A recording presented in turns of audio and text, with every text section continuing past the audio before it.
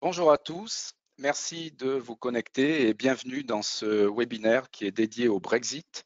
Nous sommes ravis de vous accueillir.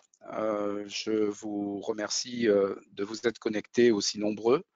Euh, Quelques rappels avant de commencer. Nous allons commencer dans une minute. Comme vous pouvez le voir, nous vous conseillons d'utiliser un ordinateur avec un casque, si possible. L'écoute ne sera que meilleure. Nous vous proposons également de vous connecter via soit Google Chrome, soit Mozilla Firefox pour une meilleure stabilité du webinaire. Si vous pouvez également vous connecter avec un réseau filaire, c'est toujours préférable à un réseau Wi-Fi, ce qui nous permettra d'éviter les interruptions possibles de signal. Et enfin, si vous pouvez fermer les applications en utilisant du son et Internet, ce ne serait que mieux.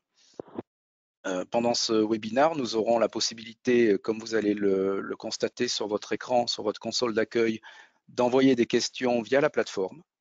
Donc, n'hésitez surtout pas à le faire. Nous répondrons aux questions à la fin et nous collecterons les questions au fur et à mesure pour être certain de pouvoir vous répondre. C'est notre équipe de la douane qui vous répondra. Donc, nous allons attendre encore une petite minute, une petite trentaine de secondes pour quelques retardataires. En attendant, je vais vous présenter les principaux protagonistes. Donc, outre ma présence en tant que responsable marketing et innovation chez Jeffco, nous avons le plaisir d'avoir avec nous aujourd'hui Olivier Thouard. Olivier qui est directeur de la division douane et représentation fiscale chez Jeffco. Et Olivier qui est par ailleurs membre de TLF, Transport Logistique de France, et même président du groupe de travail Brexit chez TLF. Olivier qui contribue aussi parmi ses nombreuses fonctions au groupe de travail Intermediary Task Force, donc qui est un groupe britannique qui travaille de l'autre côté de la Manche également sur le Brexit. Donc on a avec Olivier un expert reconnu internationalement des affaires liées au Brexit. Nous avons également avec nous Étienne de Cercé. Étienne est un membre de Jeffco qui est directeur du bureau d'ingénierie douanière et fiscale et qui va nous accompagner tout au long de ce webinaire pour répondre à vos questions et pour apporter des éléments techniques si nécessaire. Donc, si nous pouvons commencer maintenant, nous allons vous proposer, avant d'attaquer le vif du sujet, un petit sondage en direct parce qu'on s'aperçoit que beaucoup de choses sont dites sur le Brexit, beaucoup de questions se posent et on aimerait avoir en direct la réponse à une question très simple. Est-ce que vous pensez que votre entreprise est prête pour le Brexit? Honnêtement, on est entre nous. Est-ce que vous pensez qu'elle est prête? Oui, totalement, ou non, pas du tout, ou de manière intermédiaire, un peu ou très peu. Et une fois qu'on aura recueilli vos réponses dans les 10 secondes qui viennent, on vous montrera le résultat d'un autre sondage sur le même sujet. Donc on attend encore 5 petites secondes pour que tout le monde ait le temps de cliquer sur la réponse. Et ensuite, on va vous présenter les résultats et on les commentera avant d'attaquer à proprement parler ce webinaire.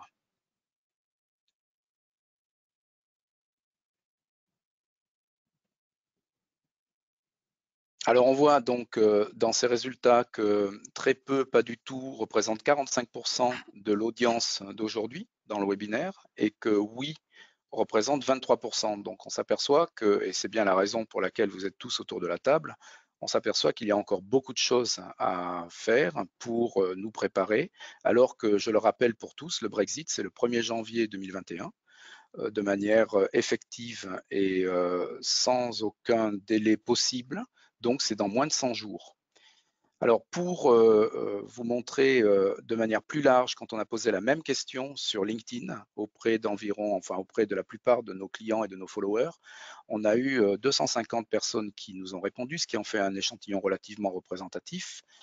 Et ces personnes répondaient à 41% qu'elles étaient peu ou pas du tout prêtes également. Donc on retombe sur ce chiffre d'une grande minorité, presque une majorité qui n'est pas prête ou qui ne se sent pas prête, ce qui montre qu'il y a encore beaucoup de travail d'éducation autour du Brexit à faire et puis au-delà de l'éducation, qu'il faut se préparer parce que sinon, à partir du 1er janvier 2021, on aura des soucis à la frontière, les camions ne passeront plus, seront bloqués et on sera confronté à des problématiques logistiques qui peuvent être très graves.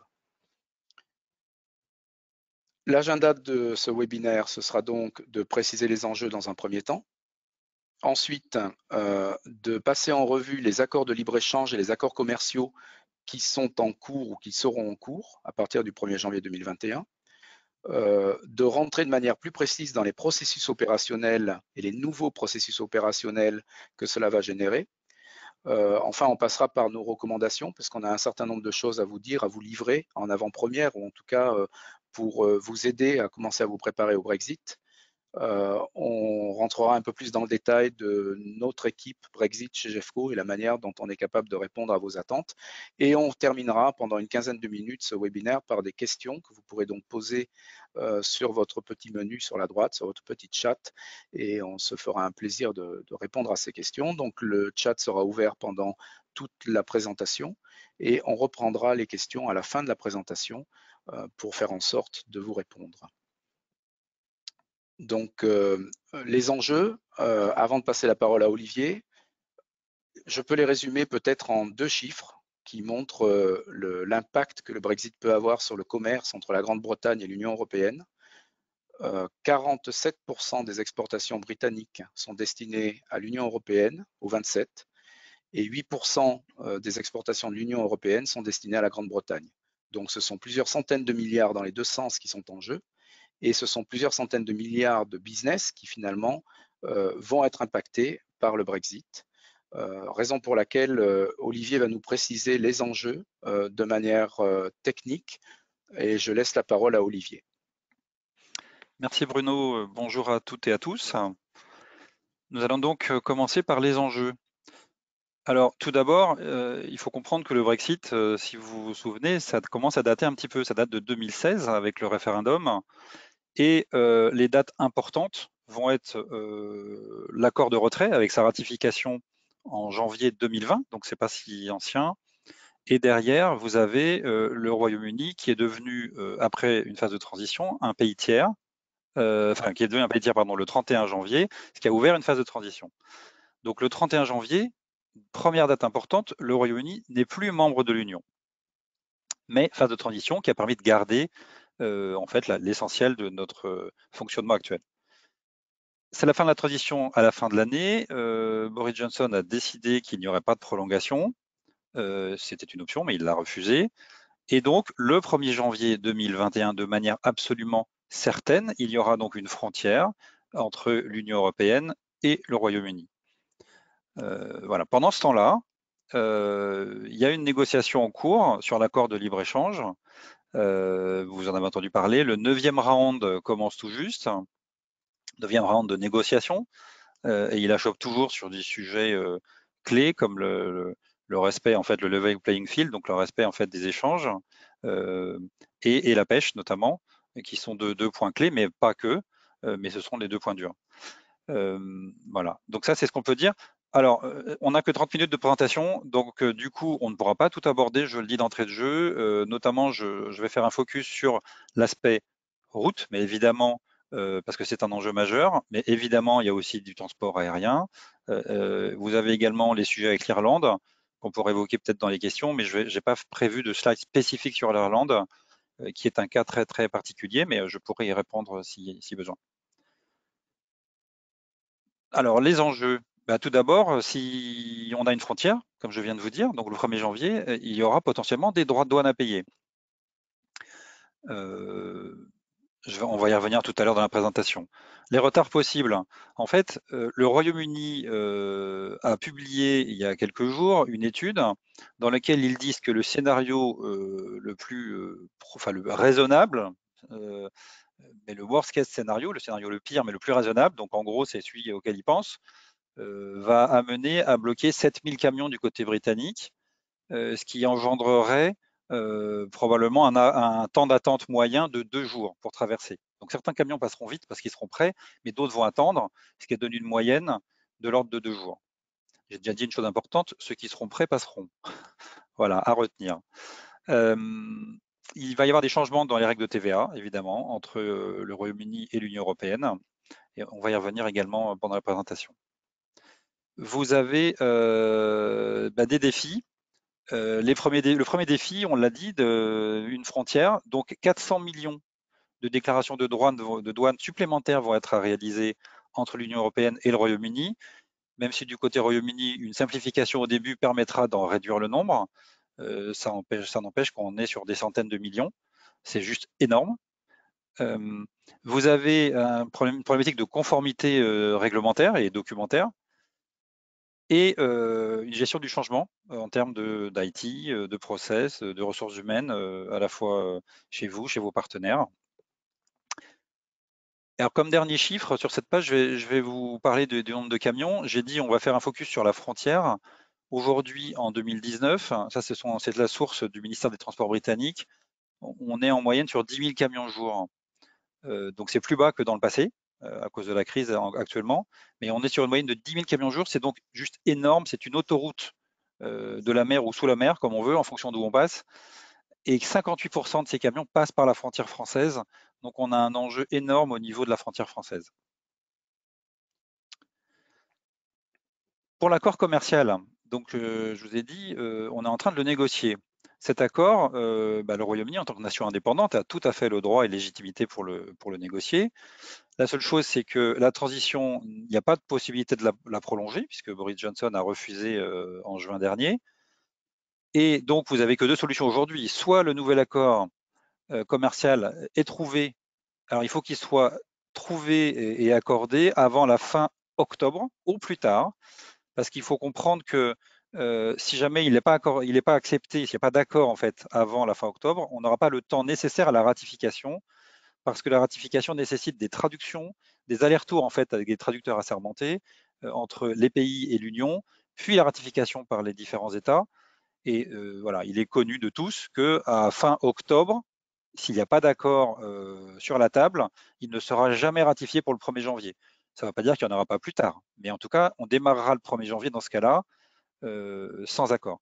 Et l'échéance de fin octobre arrive très très vite. Si jamais il n'y a pas d'accord au 1er janvier, on va appliquer les règles de base de l'OMC avec paiement des droits basiques notamment. Mais pas uniquement, hein, parce que l'accord prend en compte beaucoup de choses. Ça aura évidemment des impacts financiers, opérationnels, ça va de soi.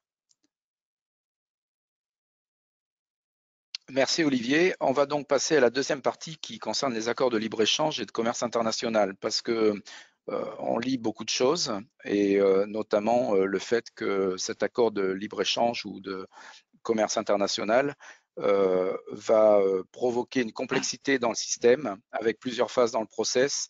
J'ai entendu aussi des acronymes, notamment GVMS. J'aimerais savoir ce que cela recouvre, et pour nos clients, de manière très précise, comment nos clients vont être en mesure finalement de passer ce tournant, puisque c'est véritablement un tournant dans la manière qu'on a de commercer avec la Grande-Bretagne. Donc un petit sondage en direct, et c'est le deuxième sondage qu'on vous propose. On a pris un exemple qui est un exemple pratique de la vie quotidienne, et on voudrait vous soumettre cet exemple pour avoir un petit retour sur notre degré de préparation. Donc la question est: en 2021, sans accord, est-ce que les droits de douane d'un lave-linge importé depuis l'Union européenne vers le Royaume-Uni, qui pour l'instant, donc je le rappelle, sont de 0%, puisqu'on est dans cette phase de transition, passeront selon vous alors à 2%, à 5% ou à 8%, ou resteront à 0%? C'est une petite question qu'après Olivier élucidera en rentrant dans le détail du transport et de l'exportation d'un lave-linge entre l'Union européenne et le Royaume-Uni, et pas seulement des lave-linges, puisqu'il prendra également d'autres exemples, notamment automobiles. Donc on vous laisse un petit moment de réponse, parce qu'on sait que entre le moment où on affiche le sondage et le moment où on a le retour de vos réponses, il se passe un petit laps de temps. Et comme la première fois, vous allez voir en direct apparaître, quand ce sera le cas, le résultat qui montrera l'état de préparation actuel. Et surtout, on demandera à Olivier si vous avez la sagacité ou la connaissance, ou les deux, et si la réponse était la bonne.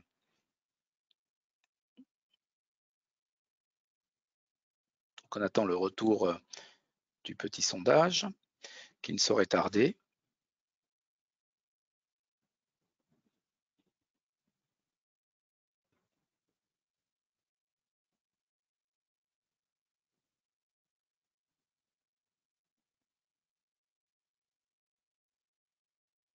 Voilà. Donc, je n'ai pas encore vu le résultat. Le voilà, le résultat. Donc, on a, Olivier, et c'est à toi que je m'adresse, 62%, donc une majorité écrasante qui considère que les droits de douane seront de 5%, 8% de 25%, 6% de 2% et 8% de 0%. Donc, on a hâte de savoir quelles sont les règles qui s'appliqueront à ce stade et si la majorité de nos auditeurs a répondu correctement. Alors, je vais revenir après sur le détail, mais effectivement, la majorité considère qu'il va y avoir une augmentation des droits, et effectivement, il y aura une augmentation. La bonne réponse, ça sera de 2%. Donc, bon, il n'y a que 6% de bonnes réponses, mais c'est pas très grave. L'essentiel, c'est de comprendre qu'il va y avoir des droits qui vont arriver et que des machines, du matériel qui circulait aujourd'hui librement, demain sera sujet à déclaration et paiement de droits de douane. Si on ferme le sondage, on va voir les résultats également qui avaient été obtenus, qui est en cours en fait. On n'a pas encore tous les votes, mais on a pris à date un petit sondage qu'on a mis sur LinkedIn aussi. Voilà, 8%. Donc vous voyez, tout à l'heure on avait 6, considère que c'était 2.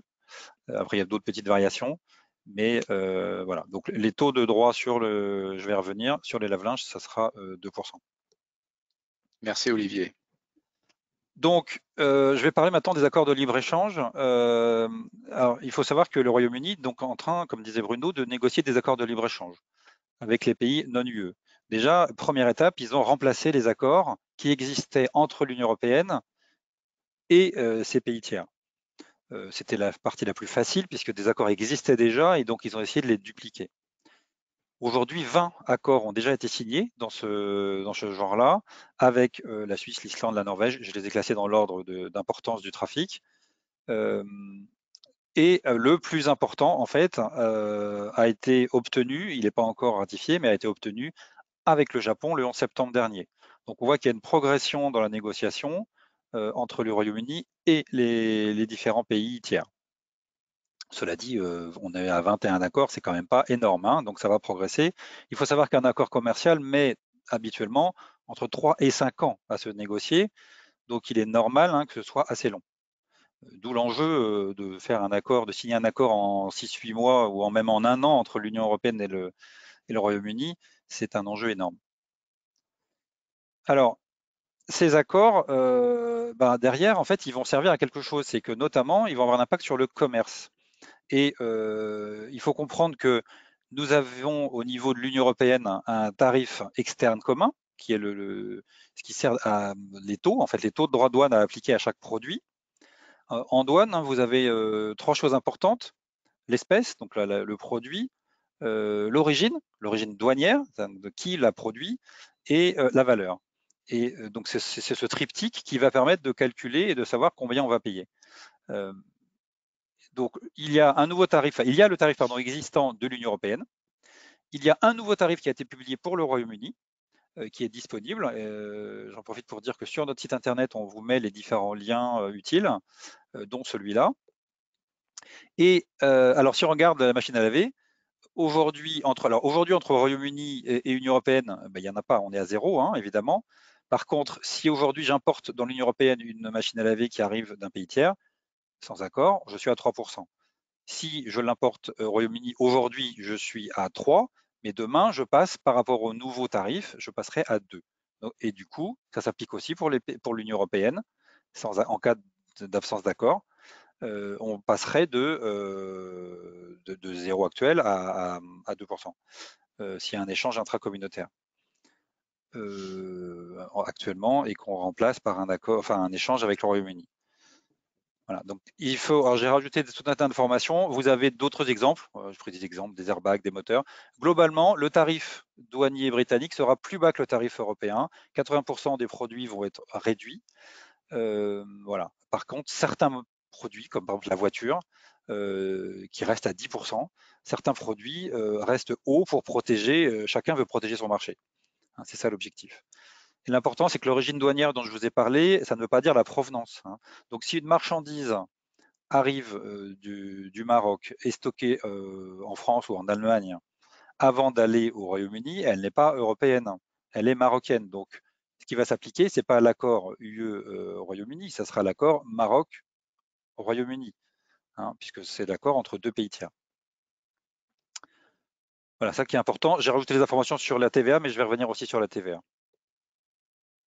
Merci Olivier. Donc tout ça veut dire qu'on va avoir de nouveaux processus opérationnels qui vont avoir cours et je suppose que non seulement il faut s'y préparer sur le plan des ressources humaines, il faut que nos employés ou les personnes qui travaillent et qui sont sur les marchés d'exportation ou d'importation avec le Royaume-Uni soient au courant de ces nouveaux processus, mais il y a également tout un volet informatique, je pense. Et Oui. également quelque chose qui va se réaliser en plusieurs étapes, d'après ce que j'ai pu comprendre. Est-ce que tu peux nous éclairer sur justement toutes ces étapes? Alors absolument Bruno. Donc, alors le Royaume-Uni a publié tardivement, puisque c'était le 13 juillet dernier, sa nouvelle gestion de la frontière, donc le New Border Delivery Model. Euh, alors, cette publication précise que la mise en place de la frontière du côté britannique se fera en 3 étapes. Pour être clair, ils sont pas prêts, ils ne seront pas prêts au 1er janvier, et donc ils ont décidé d'étaler la mise en place. Donc avec 3 périodes, janvier, avril, juillet. Je vais y venir rapidement, mais vous avez en fait, si on parle des marchandises standards, des standard goods, vous avez l'entrée au Royaume-Uni, il faudra faire des déclarations en douane. Par contre, il y a un système de simplification qui va pouvoir s'appliquer pour les importateurs qui le souhaitent, hein, ce n'est pas une obligation, ce qui permettra, je vais y revenir après sur les termes, mais ce qui permettra de différer la déclaration d'importation après le passage frontière et de payer les droits jusqu'à 6 mois dans un système roulant. Ce système fonctionnera jusqu'à fin juin. Ça veut dire que les importations de janvier seront à déclarer au plus tard, 6 mois plus tard, et les déclarations de de juin seront à nouveau décalées de 6 mois. Voilà, donc c'est ce qu'il faut retenir, c'est que c'est une option hein, qui permettra de réduire les nombres de déclarations à faire en frontière, mais ce n'est pas forcément ce que vont décider les importateurs britanniques. Par contre, les déclarations de sûreté et sécurité, parce que ça c'est aussi une nouveauté qui arrive, seront non requises avant juillet pour les produits standards. Et pour tout ce qui est soumis à les produits sous contrôle, donc les phyto, veto, etc., les assises, il faudra faire une déclaration standard. Ça sera une obligation. Les contrôles physiques, il n'y en aura pas en frontière, il n'y a pas de place, il n'y a rien de prévu pour. Donc ce sera fait à destination. Et par contre, il faudra prédéclarer certains mouvements, mais comme on fait habituellement avec des pays tiers, hein, notamment pour l'alimentaire. À l'export, dès le 1er janvier, il faudra faire une déclaration de sûreté sécurité. Donc, je suis bien au Royaume-Uni là. Hein. Donc, les Anglais devront faire une déclaration de sûreté sécurité pour tous les biens qui sortent du Royaume-Uni. Et nous, côté européen, il faudra également faire une déclaration, un ICS en fait, hein, pour déclarer l'arrivée des marchandises.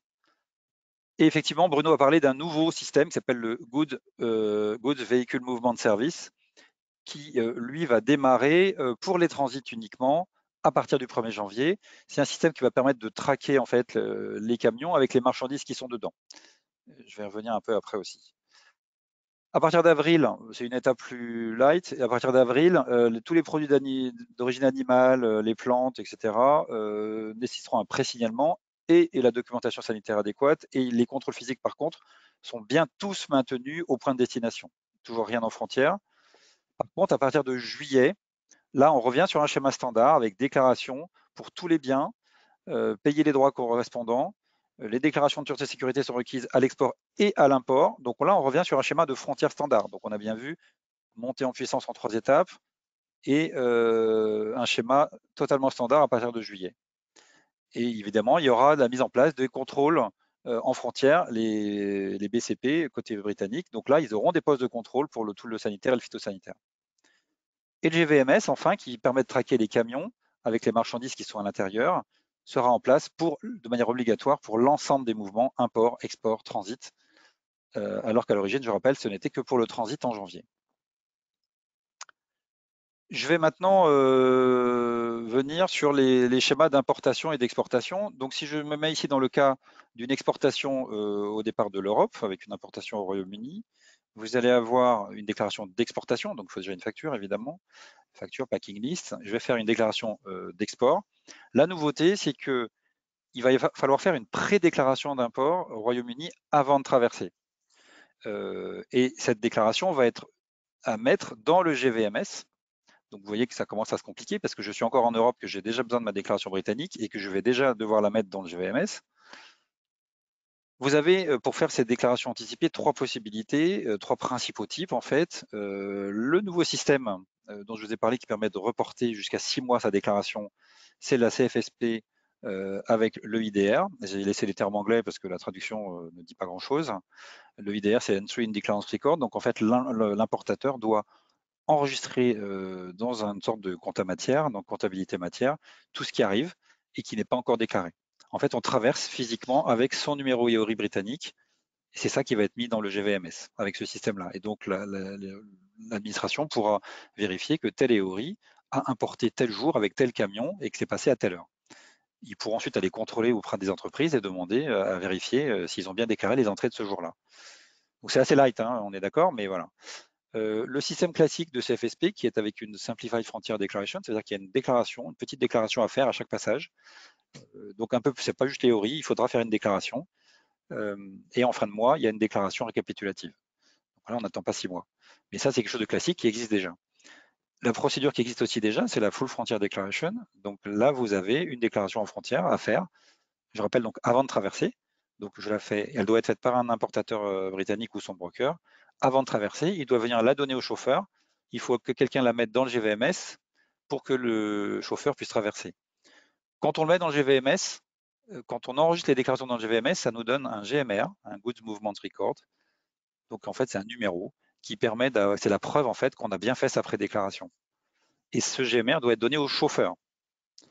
Voilà. Et également, évidemment, quand on traverse une frontière, il y a d'autres possibilités. On peut venir avec un carnet tir. Il est aussi possible de le mettre dans le GVMS, un transit ou un carnet ATR. Dans tous les cas, on a quelque chose à venir loger dans le GVMS. Ce qu'on veut dire là, Olivier, c'est que pour les chauffeurs qui, par exemple, seraient des chauffeurs français et qui traverseraient la Manche, ça leur permet de ne pas s'arrêter à la frontière et de poursuivre leur mouvement de manière quasi fluide vers le Royaume-Uni à partir du moment où ils ont fait les choses en avance et à partir du moment où tu le disais, ils ont déclaré et enregistré dans le GVMS l'ensemble des documents et ils ont à disposition le numéro qui convient. Absolument. Alors, j'ai pas trop accentué sur la frontière française ou européenne parce qu'elle est déjà connue depuis un moment, mais il y a aussi en France, il faut présenter ces codes barres en frontière. C'est ça qui va permettre de traverser. Et il faudra également avoir présenté le GMR dans le GVMS, ce qui permettra de traverser. Voilà. La difficulté, c'est que le chauffeur ou quelqu'un doit avoir l'information du GMR pour Bien sûr. l'associer à la plaque du camion. Hein. Côté britannique, on ne s'arrêtera pas à l'arrivée dans ce sens-là. C'est l'objectif de ne pas s'arrêter, sauf lors des BCP plus tard. Dans l'autre sens, oui, non, pardon. Donc on a des schémas. Ça, c'est pour vous faire pour vous expliquer qu'il y a un lien possible. Sur notre page Brexit, nous avons mis des petites vidéos et des schémas avec les différentes possibilités, les différentes options, parce que là, on ne peut pas rentrer dans tous les détails. Là, donc, on va vous expliquer un peu le rôle de l'importateur, de GEFCO dans les schémas, de l'importateur, donc l'exportateur, l'importateur, les différentes douanes, côté Royaume-Uni ou Union européenne, le GVMS. Voilà, on essaie de vous expliquer les différentes étapes via des petites vidéos. Et Oui. évidemment, c'est pas du 100%, d'un cas à l'autre, ça peut changer, mais en tout cas, ça donne une bonne idée des types d'informations qu'il faut faire circuler. Et je vous engage à y aller d'ailleurs parce que l'équipe a fait un super boulot sur le site internet. Vous verrez en détail beaucoup de petits schémas comme ça qui expliquent de manière très claire. Alors si on se place maintenant de l'autre côté, si on est britannique et qu'on veut exporter vers l'Union européenne, que se passe-t-il? Voilà, dans l'autre sens, en fait, alors, il faudra toujours une facture, faire une déclaration d'export du côté britannique. Je rappelle, faire une déclaration de sûreté et sécurité à l'export aussi. Hein. Il faudra aussi faire une déclaration de sûreté et sécurité, donc l'ICS à l'import. Il faudra qu'elle soit faite avant d'arriver. Il y a un délai légal, hein, donc 2 heures avant l'arrivée, si on est en route par le RORO. On peut aussi émettre un transit, hein, ouvrir un transit, soit du côté, après l'export bien sûr, soit du côté britannique, soit du côté européen. Voilà. Et alors les déclarations d'export ou de transit vont être mises dans le GVMS, encore une fois, pour obtenir le fameux GMR qui permet au chauffeur de traverser. Il y aura le Smart Freight Service dans le Kent, qui est un système qui permet de vérifier, de donner si le chauffeur est prêt et de lui donner un permis d'entrée. On ne sait pas encore si ça marchera le 1er janvier, mais c'est la cible. Et donc, si le système fonctionne, les chauffeurs qui donc n'ont pas leur bon numéro ne rentreront pas dans le Kent et ne pourront pas s'approcher de la frontière. Du côté européen, la frontière, il faudra essayer de l'anticiper. De toute façon, il faut venir préloger, en fait, déclarer un certain nombre d'informations, soit dans le système français, soit dans les systèmes portuaires, si on parle des ports belges ou néerlandais. Voilà. Et attention, du côté français, l'arrêt n'est pas recommandé pour les biens qui arrivent à Dunkerque ou Calais parce qu'il n'y a pas de place. Et donc, évidemment, il y aura possibilité de contrôle pour les produits phyto-véto notamment, mais il faut surtout ne pas prévoir de s'arrêter pour faire une déclaration. Voilà. D'ailleurs, les transits ne seront pas autorisés comme lieu de destination avec Calais ou Dunkerque, parce que l'objectif, c'est de ne pas s'arrêter. Bien Alors, sûr. côté français, justement, parce qu'il y a une frontière qu'il faut passer rapidement et on ne peut pas trop s'arrêter, il y aura 2 innovations. La prédéclaration de transit, donc en fait, si le Britannique ne peut pas émettre sa déclaration parce qu'il ne sait pas le faire, il faut savoir que chez eux, c'est assez une nouveauté, nous aurons la possibilité, en tant que Français, donc les brokers français, pourront faire une prédéclaration de transit qui sera utilisée du côté britannique. Elle sera légalement en action, si je puis dire, en fonctionnement qu'une fois la frontière traversée, mais on aura déjà le code barre, on aura déjà les informations. Vous avez aussi la prédéclaration import, donc on pourra faire une prédéclaration, on ne veut pas s'arrêter, mais on pourra déclarer à l'avance, tout mettre dans le système, et pendant la traversée, la déclaration va se valider et le camion à l'arrivée ne s'arrête pas et continue sa route. Donc ça, c'est assez pratique aussi. Et vous avez l'enveloppe logistique qui est l'équivalent en fait un peu du GVMS, l'enveloppe logistique avec la Smart Border qui permet de venir prédéclarer à l'avance tous les codes barres et toutes les marchandises qui circulent. Ça permet d'avoir un seul code barre à remettre au chauffeur. Voilà, tout ça, c'est géré par une nouvelle base de données au niveau de la douane. Et si tout fonctionne bien, eh ben, vous avez une orientation automatique, soit libre de circuler, vous avez un feu vert, si tout est fait, soit sous contrôle. Une petite particularité que je précise, côté français, pour les produits qui sont soumis à contrôle documentaire, donc en phyto-véto notamment, en contrôle documentaire, ils ont fait une petite évolution pour permettre que ces contrôles documentaires, si tout est envoyé à l'avance, soit fait pendant la traversée, ou en tout cas avant, et que du coup, on puisse être en feu vert dès l'arrivée, alors qu'à l'origine, il était prévu de s'arrêter même pour les contrôles documentaires. Là, on pourra, si tout est fait, circuler même avec un contrôle documentaire, ce qui est une bonne nouvelle. Tout à fait. Merci Olivier. Donc on a quelques recommandations. On ne va pas s'attarder sur toutes les recommandations, mais je crois que tu en as choisi quelques-unes. Voilà. Donc, encore une fois, tout ça, c'était sur notre site internet. On les a fait un petit peu évoluer depuis, pour ceux qui avaient été déjà allés voir depuis quelques mois. Je vais aujourd'hui vous parler d'une première chose qui est le code tarifaire et les origines. Je vous ai dit, en douane, ce qui est important, c'est le produit, son origine et sa valeur. Donc, forcément, la première chose à faire, c'est d'identifier vos codes douaniers pour savoir derrière qu'est-ce qui va se passer. Est-ce qu'il va y avoir des droits de douane? Est-ce qu'il n'y en aura pas? Dans quel sens? Et surtout, il y en aura besoin parce que votre déclarant en douane, la première chose qu'il va vous demander, c'est quel est votre code douanier. Il pourra vous aider à le déterminer, mais en tout cas, il vaut mieux se poser la question en avance. Et je vais vous parler après de la TVA et de l'anticipation des procédures douanières. Alors, pour la TVA, je vais vous prendre un exemple. J'essaie de ne pas être trop long, mais voilà. Donc, il faut savoir que dans les régimes fiscaux, dans le régime fiscal français et européen, on peut demander une immatriculation TVA dans un autre pays. Donc, un Français peut demander une immatriculation TVA en Allemagne, en Grande-Bretagne, etc. Et donc là, je vais vous prendre l'exemple de ce qui se passerait en France. Pourquoi la France? Parce qu'en fait, c'est le pays de la Smart Border. Et donc, ça permet de bénéficier des optimisations douanières. Donc, imaginons une entreprise européenne ou britannique ou marocaine, tunisienne, australienne, qui vous voulez, qui obtiennent un numéro de TVA français. Ça marchera dans tous les cas. Il y aura des particularités, mais ça marchera dans tous les cas. Si je suis à l'import, donc je vous rappelle, l'entreprise non française, non établie en France, a obtenu un numéro de TVA français. Je vais pouvoir, en France, grâce à ce numéro de TVA, faire des déclarations d'importation. Et alors, en régime 42, avec la mise en libre pratique, c'est-à-dire que je fais dans la foulée une livraison intracommunautaire, donc je ne paye pas de TVA. Donc elle était à 0%. Dans ce cas-là, on parle de vente intracommunautaire exonérée. Voilà. Et donc l'acheteur final est dans un pays européen. Donc ça pourrait très bien être un Britannique qui s'immatricule à la TVA française pour faire ses imports en France et vendre dans un autre pays de l'Union. Ou un Allemand qui demande ce numéro, qui fait son import en France et qui ensuite reçoit la marchandise ou la vend directement à son client. Ou un Marocain qui fait la même chose, encore une fois, qui l'importe en France et la vend dans un autre pays de l'Union.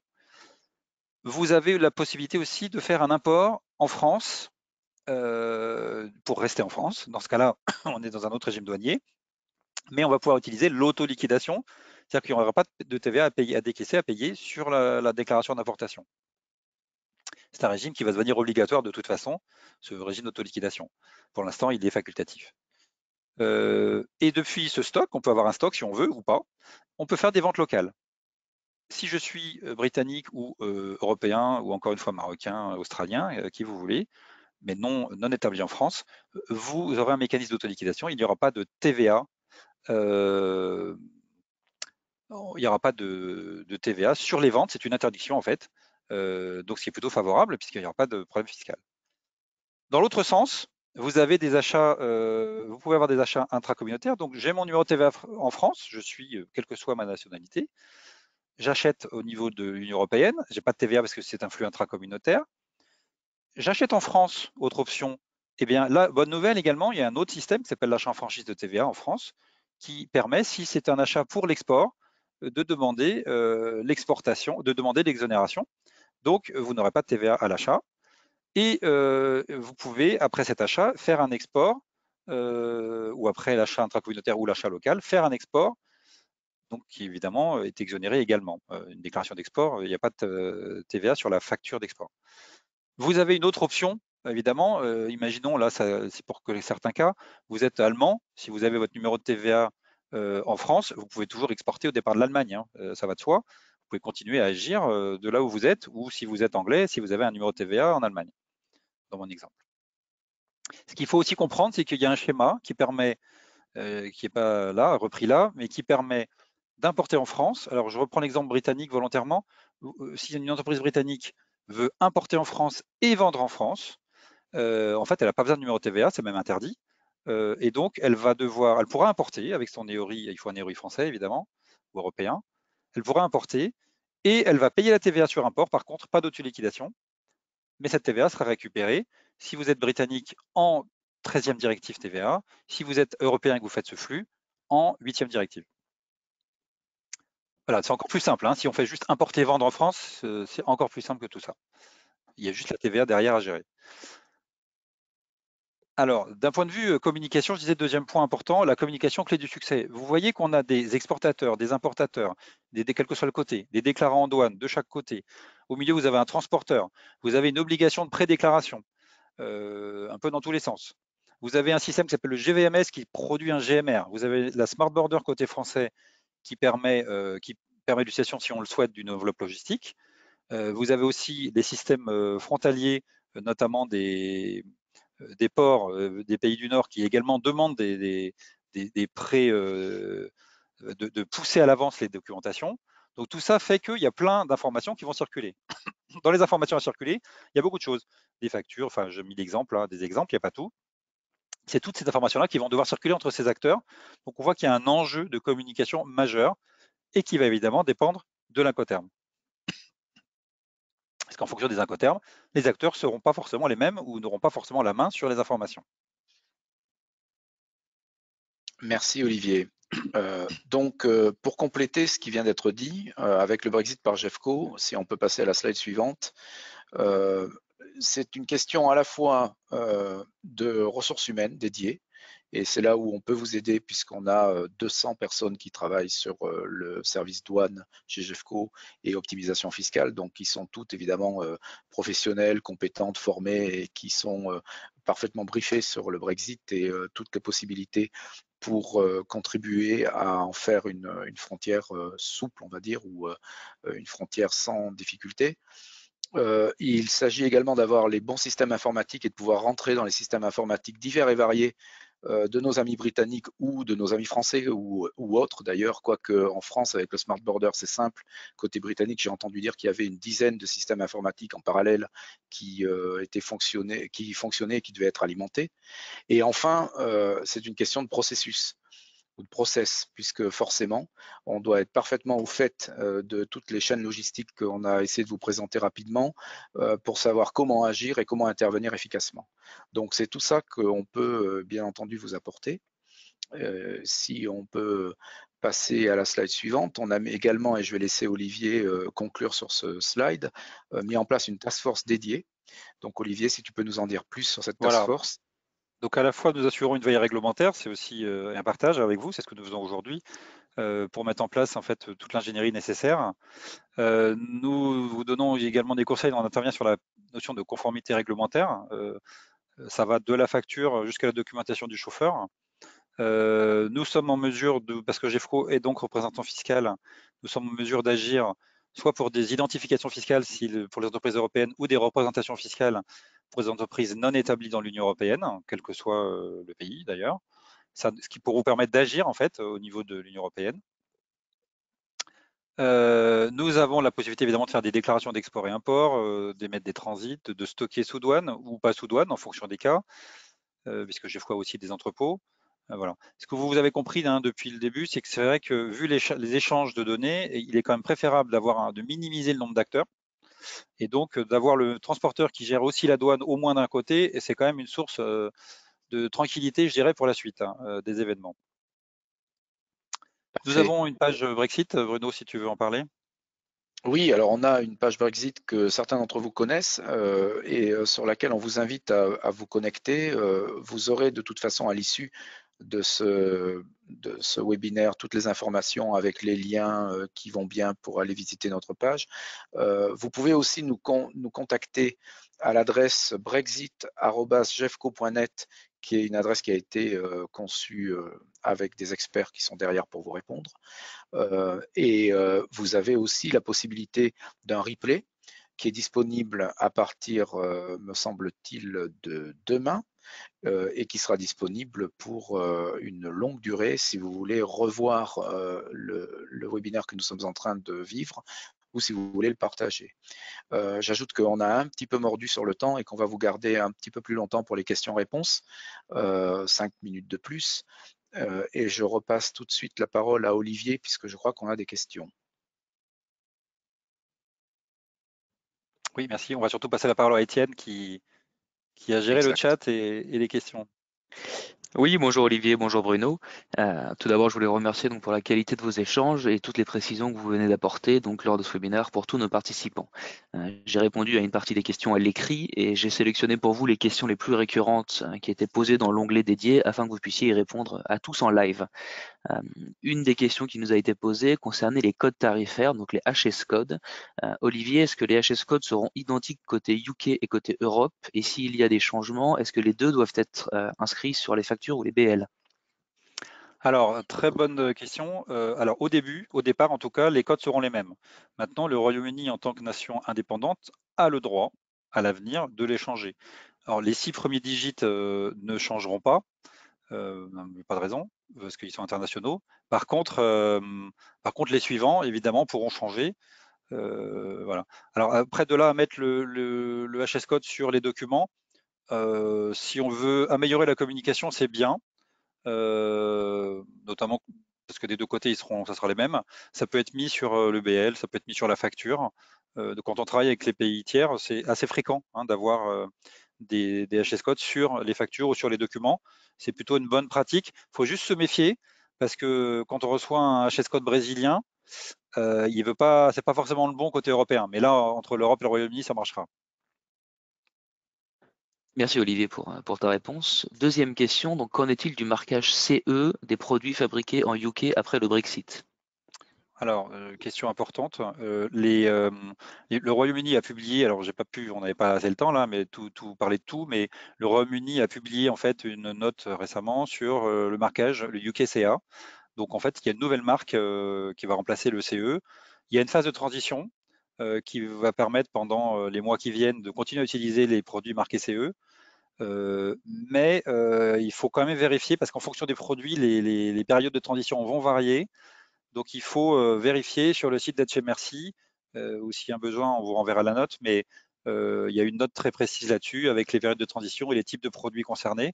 Donc effectivement, je vous invite à vérifier si vous êtes concerné par ça, si vous allez avoir des problèmes, si vous achetez des produits britanniques avec un marquage CE, parce qu'au bout d'un moment, ça sera plus possible. Merci Olivier. Question suivante, donc concernant le rapatriement de marchandises donc abîmées, est-ce qu'il sera traité de la même manière à l'expédition avant ou après Brexit? Pendant le traitement de marchandises? Abîmé. endommagé. C'est aussi le retour, Abîmé. endommagé. Le Ah, retour. pour les retours. Avant et après, ça va changer, puisqu'en fait, un retour. Alors, si vous avez fait une déclaration d'export, il faudra gérer une déclaration de retour. Ça se fait, hein. Donc, il faut faire une déclaration de retour pour éviter de payer les droits, parce que le risque, si on ne fait pas ça, si on refait une déclaration d'import, on va payer des droits sur son propre produit. Voilà, pour éviter ça, il faudra faire une déclaration de retour. Mais donc, évidemment, on rentre dans des processus douaniers, je dirais classiques, mais bon, pas habituels par rapport au flux avec le Royaume-Uni, c'est sûr. Et donc, c'est possible. Merci, merci Olivier. La question suivante donc, concerne ce qui a été marqué comme conditionnement durable. Donc, je comprends emballage réutilisable. Vais-je pouvoir continuer à les utiliser après le 1er janvier 2021 et peuvent-ils être déclarés en import temporaire? Alors, il y a dans les 10 recommandations, il y en a une sur l'emballage. Première chose sur l'emballage, chose importante, les palettes en bois. Le Royaume-Uni devenant pays tiers, et même avec l'accord commercial, ça ne changera rien. Toute marchandise en bois qui arrivera du Royaume-Uni et qui voudra rentrer dans l'Union européenne devra être traitée selon la norme NIMP15. Et ça veut dire traité à chaud, brûlé. Le bois doit être brûlé à cœur. Pour protéger l'Europe des éventuels parasites provenant des pays tiers et en l'occurrence du Royaume-Uni. Même si je pense qu'il n'y en a pas beaucoup au Royaume-Uni, mais bon, c'est comme ça, on applique les règles. Et du coup, il y aura des contrôles, il y aura des amendes, il y aura des destructions de palettes, il faut le savoir. Donc il faut s'assurer, c'est un point important, on parle de l'emballage de manière générale, mais là je parle de la palette en particulier. Il faudra s'assurer que les Britanniques qui vont vous envoyer les palettes si vous êtes en Europe ou inversement, hein, en tout cas le flux qui va être concerné, c'est Royaume-Uni vers Europe. Donc on pourra envoyer tout ce qu'on veut au Royaume-Uni en provenance d'Europe, ça passera, mais dans l'autre sens, les palettes ne reviendront pas si elles ne sont pas traitées. Et sur l'emballage, oui, il y a des accords. Alors, dans chaque pays, en fait, met en place des accords de libre circulation ou équivalents qui permettent de faire circuler ces emballages sous réserve qu'ils aient quelques critères, qui soient de statut européen par exemple, si c'est en Europe, qui soient marqués, etc. Si jamais on n'a pas la possibilité d'avoir cet accord avec son bureau de douane, ça s'obtient auprès de son PAE, son bureau de douane local. Si on ne peut pas l'obtenir auprès de son bureau de douane, il faut à ce moment-là faire de la déclaration d'export temporaire et retour ou import temporaire. Voilà, donc on peut fonctionner en temporaire, mais encore une fois, c'est toujours contraignant. Merci Olivier. Question suivante, donc comment cela se passe-t-il concernant l'Irlande du Nord après le 1er janvier 2021? Alors, Irlande du Nord, effectivement, on n'a pas trop le temps d'en parler aujourd'hui. En fait, l'Irlande du Nord va avoir un statut très particulier puisque c'est bien ce qui embête les Britanniques. Théoriquement, si le Withdrawal Agreement est maintenu, parce que Boris Johnson a l'air de vouloir le modifier un peu après l'avoir ratifié, s'il est maintenu, en fait, quelque part, il y a une sorte de frontière qui va se trouver dans la mer entre l'Irlande du Nord et l'île et l'Angleterre, quoi. Donc, il y aura des déclarations. Ce qui est prévu, c'est qu'il y a des déclarations en douane entre l'Angleterre et l'Irlande du Nord. Il y aura une circulation. En fait, il faudra tracer les marchandises qui iront entre l'Irlande du Nord et la République d'Irlande, puisqu'en fait, l'Irlande du Nord restant dans l'union douanière, il n'y a pas de droit de douane dans ce sens-là entre les deux zones. Voilà. Et d'un point de vue fiscal, il y a encore des questions parce qu'on ne sait pas du coup si l'Irlande du Nord va devoir avoir sa propre gestion TVA puisqu'elle est censée suivre les règles européennes. Donc vous comprenez bien que voilà, le Brexit c'est le 1er janvier là, mais il y a encore pas mal de choses qu'on ne sait pas. Bon, on va finir par le savoir, mais aujourd'hui c'est fait partie des questions importantes. Hein. S'il faut avoir un numéro spécial, numéro de TVA en Irlande du Nord, ça serait bien de le savoir assez vite quand même. Très bien, merci Olivier. Et une dernière question concernant le numéro MRN. Est-ce qu'on peut repréciser, donc il sera transmis par la douane, à quel moment est-ce qu'on sera au courant de ce numéro Alors pour un export de France vers MRN, l'Angleterre? voilà. Le MRN, c'est le Movement Reference Number. En fait, c'est le numéro qui apparaît, qui est associé. Il y a un numéro, il y a un code barre qui apparaît sur les documents douaniers. Donc, ce numéro, classiquement, si je fais un export au départ d'Europe, je vais l'avoir sur ma déclaration d'export, sur ce qu'on appelle l'EAD, Export Accompanying Document. Donc, c'est un code barre, et c'est celui-là que je vais devoir charger au passage frontière pour autoriser la sortie de l'Union. Si c'est un transit, sur mon document de transit, j'ai un code barre. À nouveau, c'est un MRN. La particularité, c'est que si dans l'autre sens, alors pareil, à l'export britannique, il y aura un MRN. Sur les transits britanniques, il y aura un MRN. Par contre, il y a certains, donc on l'aura en fait, oui, pour répondre à la question aussi, on l'a au retour de la douane, c'est la douane qui nous le donne. Donc je fais ma déclaration d'export, j'attends le retour, et c'est dans le retour de la douane que j'ai mon MRN. Exception en France, puisque je vous ai dit qu'il y a deux possibilités de faire des anticipations, le transit anticipé et la déclaration de douane anticipée d'importation. Dans ces cas-là, j'aurai mon MRN, donc je vais l'envoyer à la douane, elle m'envoie un MRN qui est provisoire, et je l'ai avant de faire ma déclaration. C'est un peu particulier. Voilà. Donc Parfait. Merci Bruno, Olivier. je te On a laisse. beaucoup de questions. On a encore énormément de questions auxquelles on devrait répondre, mais malheureusement, le temps nous est compté. Ce que je propose à tous ceux qui ont posé des questions qui n'ont pas encore été répondues, c'est qu'on va y répondre. On va mettre un point d'honneur à vous répondre individuellement et donc à vous faire une réponse écrite. Par ailleurs, je vous remercie d'avoir suivi ce webinaire qui, pour nous, est un moyen de clarifier les choses et de présenter la complexité liée à la frontière. Vous allez avoir juste après ce webinaire une question concernant la qualité du webinaire. Donc, c'est important pour nous aussi pour améliorer à la fois le format, le fond et la forme. Donc, n'hésitez pas à y répondre. Si toutefois vous n'y répondiez pas tout de suite, vous aurez un petit mail qui vous demandera de faire la même chose. Pour rappel et pour conclure de manière définitive sur cette session du Brexit, mais il y en aura d'autres, je pense, avant le 1er janvier 2021, le Brexit chez GEFCO, c'est l'assurance d'être conforme à la réglementation, de gérer vos risques correctement, d'accélérer la mise sur le marché de l'ensemble de vos produits et parfois services, et enfin tout ça avec des coûts maîtrisés grâce à une équipe brillante, menée brillamment aussi par Olivier Thouars. Donc je vous remercie beaucoup pour votre attention. N'oubliez donc pas de nous dire ce que vous avez pensé de ce webinaire et je vous dis à très bientôt. Merci, au revoir. Au revoir.